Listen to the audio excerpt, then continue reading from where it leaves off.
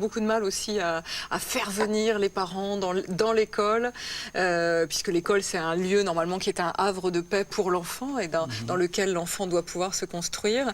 Est-ce que vous arrivez à faire ce lien aussi, vous disiez avec les institutions, donc les services sociaux, avec l'école, avec les centres de loisirs?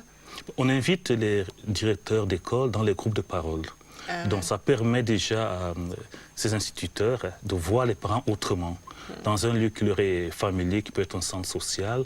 Donc il se crée une relation égalitaire, qui n'est plus une relation institutionnelle, dont les parents s'expriment sur leur projet. Les instituteurs expliquent le projet de l'école en France et surtout les autorisent ensuite à venir les voir, à venir parler en dehors des espaces conflictuels.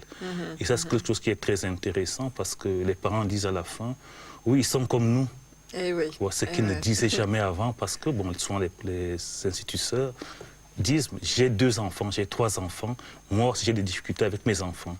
Et ça, c'est très important psychologiquement pour les parents de savoir qu'ils ne sont pas les seuls en difficulté. Les parents qui viennent vous voir régulièrement, c'est un coup ponctuel comme ça, où ils se rendent compte et finalement c'est un peu une sécurité qui est là en permanence de venir vous voir? Alors, ils viennent nous voir ponctuellement, c'est-à-dire quand ils sentent qu'ils sont dépassés sur un aspect de la vie, des relations avec les enfants, ils viennent, nous en parlent de manière furtive. Et si on sent qu'il y a vraiment quelque chose à approfondir, on peut refixer un autre rendez-vous pour approfondir la question. D'autres viennent nous voir en disant, est-ce que c'est normal, c'est ce qui s'est passé à l'école, est-ce que vous ne pouvez pas appeler à l'école? D'accord. Mais nous, on les encourage maintenant à y aller eux-mêmes pour pouvoir à parler directement aux institutions. Être autonome.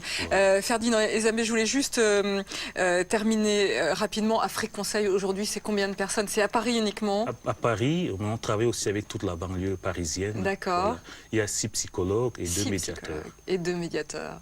Bravo. Et vous en êtes le directeur. Merci. Je crois qu'on a besoin de ce genre d'organisme et d'associations pour se comprendre les uns les autres et améliorer la vie de nos enfants et la vie des parents en général. Vous êtes l'auteur de ce livre qui s'appelle L'enfant africain et ses univers. C'est sorti chez Cartala, si vous voulez mieux comprendre justement nos enfants qui vivent ensemble à l'école et aller vers les familles aussi. C'est vrai qu'on est un petit peu timide parfois.